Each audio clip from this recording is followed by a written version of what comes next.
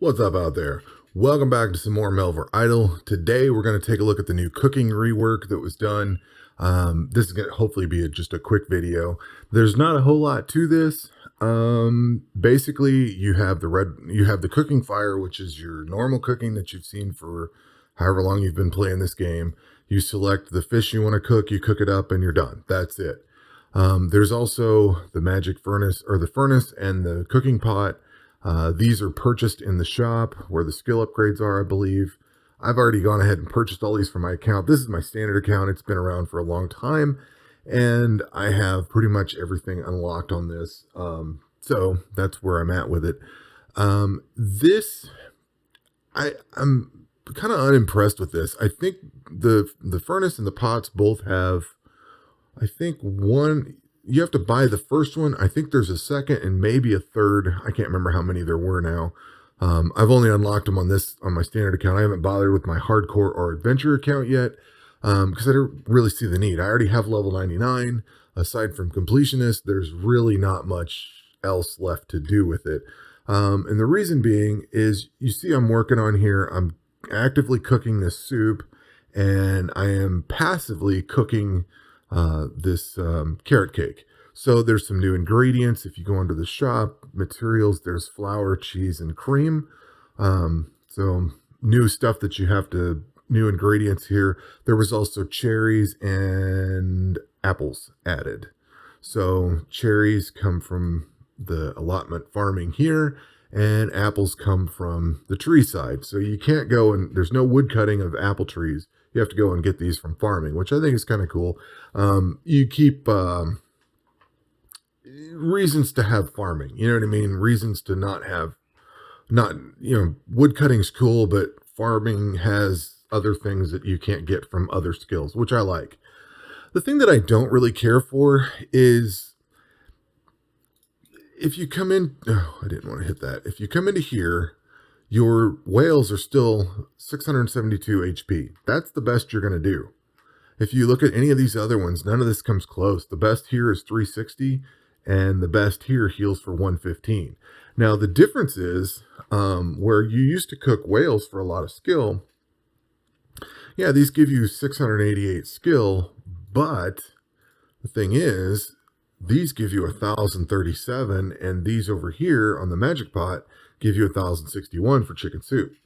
So these do a lot of XP. They don't do much healing for all the ingredients they do. So pretty much from what I can see on not really doing much with cooking, the only thing that the furnace and the cooking pot are for is leveling. That's kind of it.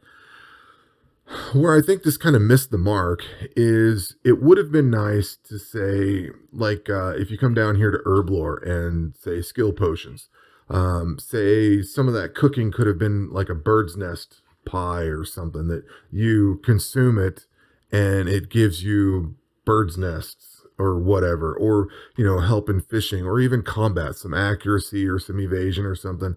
I think that would have been cool on these. You could, there's plenty of these in here, and there's a new mechanic on this where there's items you can equip to, let's see, what do I have? These things here, this comes from thieving, but these can equip into your quiver.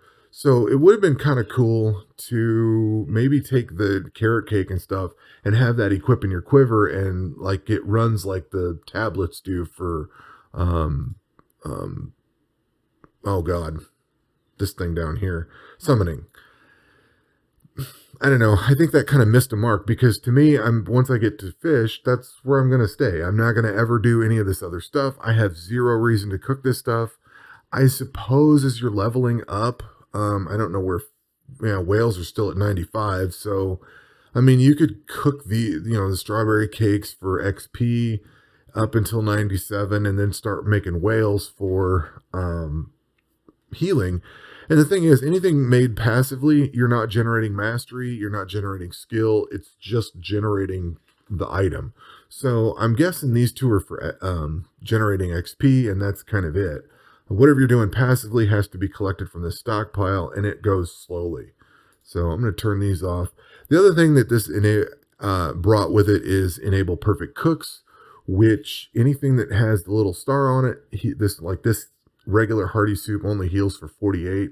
The perfect cook heals for 52. So you get a little extra healing out of it. I am personally not a fan of this cooking.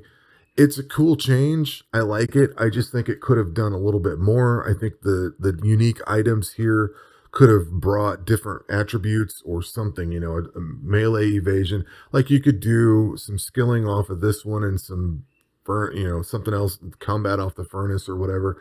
I don't know. They could have been a little bit different, but unless I'm missing something, throw it in the comments below if I am, but I think that's all this offers. And I think your checkpoints are the same, preserve resources, all food heals for extra 10%. And I don't think, you get perfect cook chance added, which is good, I guess. The other downside to this is it's 2 loot items now instead of 1. So the thing to note is if you're trying to get something for, say, agility, one of these ones that wants certain fish or whatever for agility, I don't see. Oh, the lobster. I don't believe the perfect lobster works in this. So you basically want to come into cooking, disable this perfect cook, and then get your quantity of lobster so you can buy the agility. Otherwise, you get a bunch of the perfect lobster, which doesn't apply to that agility skill or whatever skill you're trying to do, like cavefish or what else is there? Shrimp, whatever. So you may have to enable and disable that perfect cook as needed. The other thing too is it does split your quantity. So if you're trying to get a massive amount of fish to go do something, it does split you off into perfect, which might not be bad, but let's say it halves your food. So if you're trying to get 10,000 fish to go into somewhere, into a dungeon or whatever, you're going to have, say, 6,000 or 7,000 of the regular, and then a few thousand of the perfect version, which splits your loot pool. Now, they did add, I think I've already purchased it here, so I am not able to purchase it again, but you can automatically swap food when it runs out. So you could theoretically put the perfect stuff in there, and then it will kick down to the next one. I'm not sure how it switches, but somehow or other it switches in here. I guess I need to unequip these because these don't do much of anything. But that is pretty much a quick look at cooking. I don't think I've missed anything, but I might have. So if I have, again, hit it up in the comments below or check the comments to see if there's any changes. But to me, this looks pretty basic and there's not a whole lot to this. The thieving one is massive, so we're going to go into another video on that. But that will do it for the cooking episode, and we will catch you on the next one. Take care.